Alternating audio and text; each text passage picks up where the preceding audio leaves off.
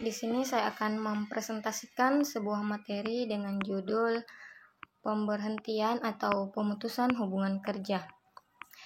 Yang pertama yaitu pemberhentian hubungan kerja adalah pemutusan hubungan kerja seseorang karyawan dengan suatu organisasi perusahaan. Pasal 150 Undang-Undang Ketenagakerjaan Nomor 13 Tahun 2003, ketentuan pemutusan hubungan kerja dalam undang-undang meliputi pemutusan hubungan kerja yang terjadi di badan usaha yang berbadan hukum atau tidak, milik orang atau perseorangan, milik persekutuan atau milik badan hukum, baik milik swasta maupun milik negara. Usaha-usaha sosial dan usaha-usaha lain yang mempunyai pengurus dan mempekerjakan orang lain dengan membayarkan upah atau imbalan dalam bentuk lain. Kemudian alasan pemberhentian atau pemutusan hubungan kerja yang pertama yaitu atas dasar Undang-Undang Nomor 13 Tahun 2003. Undang-undang dapat menyebabkan seorang karyawan harus diberhentikan dari suatu perusahaan, misalnya karyawan anak-anak, WNA, atau karyawan yang terlibat organisasi terlarang. Yang kedua yaitu keinginan perusahaan. Keinginan perusahaan dapat menyebabkan diberhentikannya seorang karyawan baik secara terhormat maupun dipecat. Biasanya disebabkan hal-hal yaitu yang pertama, karyawan tidak mampu menyelesaikan pekerjaannya. Yang kedua, perilaku dan disiplinnya kurang baik. Yang ketiga, melanggar peraturan-peraturan dan tata tertib perusahaan. Yang keempat, tidak dapat bekerja sama dan terjadi konflik dengan karyawan lain. Yang kelima, melakukan tindakan amoral dalam perusahaan. Selanjutnya pasal 158 Undang-Undang Perburuhan Nomor 13 Tahun 2003. Perusahaan dapat melakukan PHK bila karyawan atau buruh melakukan kesalahan berat.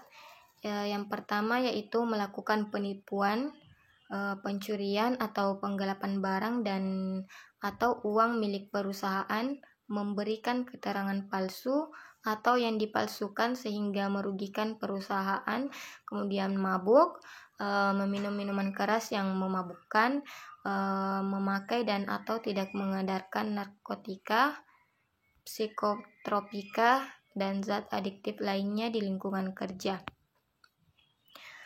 Perbuatan asusila atau perjudian di lingkungan kerja. Yang keempat, keinginan karyawan. Pindah ke tempat lain untuk mengurus orang tua, kesehatan yang kurang baik untuk melanjutkan pendidikan, ingin berwira swasta, pasal 162 ayat 1.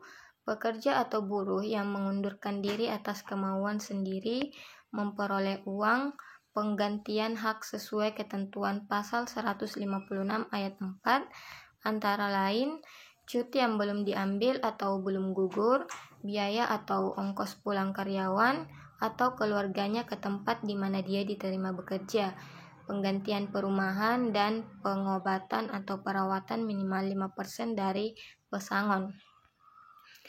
Selanjutnya yaitu alasan-alasan pemberhentian. Yang pertama yaitu pensiun. Pensiun adalah pemberhentian karyawan atas keinginan perusahaan, undang-undang, ataupun keinginan karyawan sendiri. Keinginan perusahaan mempensiunkan karyawan karena produktivitas kerjanya rendah sebagai akibat usia lanjut, cacat fisik, kecelakaan dalam melaksanakan pekerjaan, dan sebagainya. Undang-undang mempensiunkan seseorang karyawan karena telah mencapai batas usia dan masa kerja tertentu, misalnya usia 55 tahun dan minimum masa kerja 15 tahun. Karyawan yang pensiun akan memperoleh uang pensiun.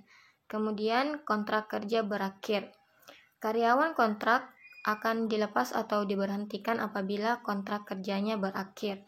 Pemberhentian berdasarkan berakhirnya kontrak kerja tidak menimbulkan konsekuensi karena telah diatur terlebih dahulu ya di dalam perjanjian saat mereka diterima. Kemudian kesehatan karyawan.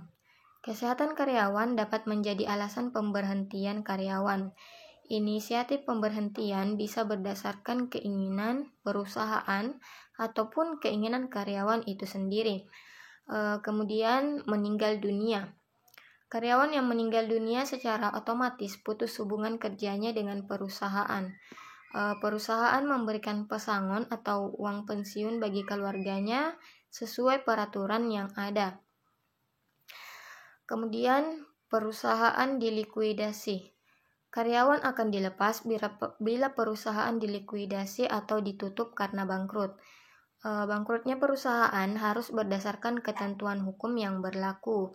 Sedangkan karyawan yang dilepas atau PKH harus mendapat pesangon sesuai ketentuan pemerintah.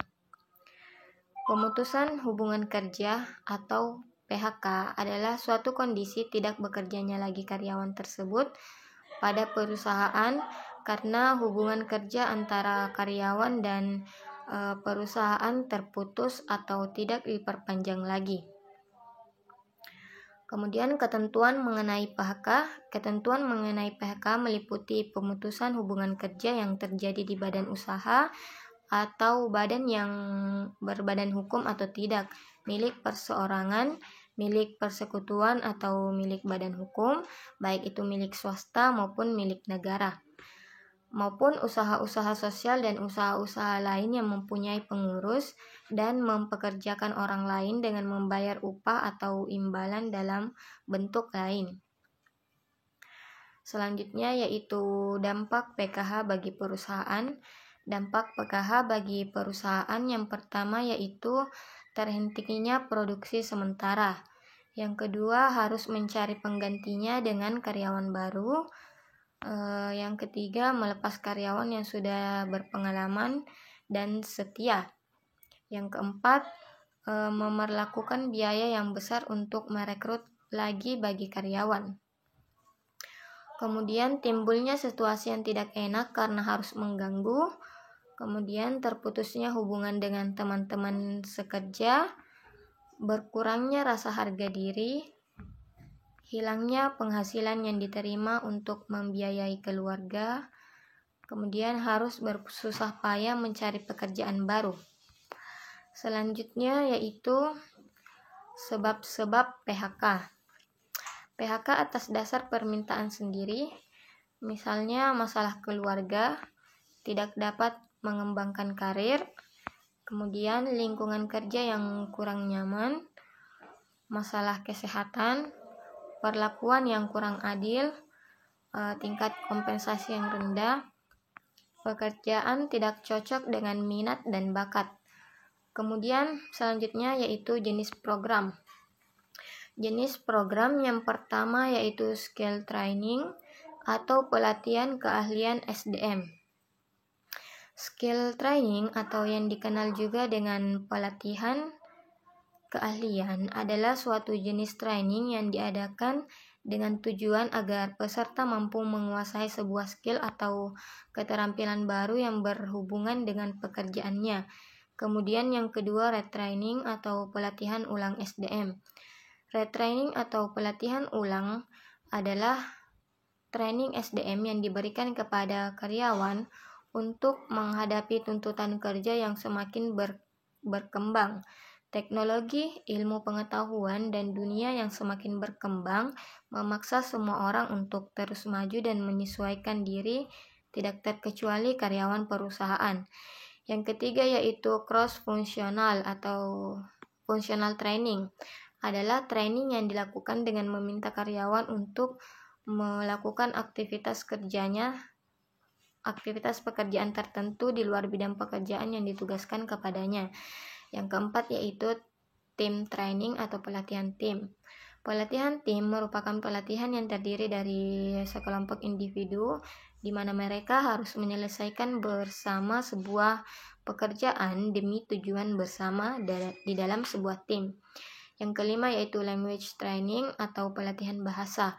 Pendidikan bahasa adalah pengajaran dan pembelajaran bahasa asing atau bahasa kedua. Pendidikan bahasa merupakan cabang linguistik terapan.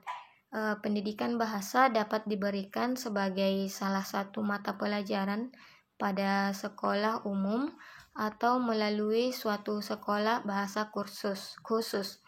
Yang keenam yaitu teknologi training atau pelatihan teknologi. Pada pelatihan teknologi membahas tentang sistem teknologi informasi, aplikasi teknologi informasi, pengembangan sistem, dan topik audit khusus. Pelatihan ini memberikan pembekalan dan pemahaman tentang sistem informasi manajemen pada aktivitas laboratorium. Yang ketujuh yaitu creativity training atau pelatihan kreativitas SDM. Pelatihan kreativitas SDM merupakan jenis training karyawan yang dikhususkan untuk memberikan skill dan pengetahuan baru. Keahlian yang diajarkan dalam training ini biasanya akan diberikan kepada karyawan yang dianggap belum menguasai atau masih kurang nilainya di dalam sebuah keahlian tertentu. Itulah tadi presentasi dari saya. Kurang lebihnya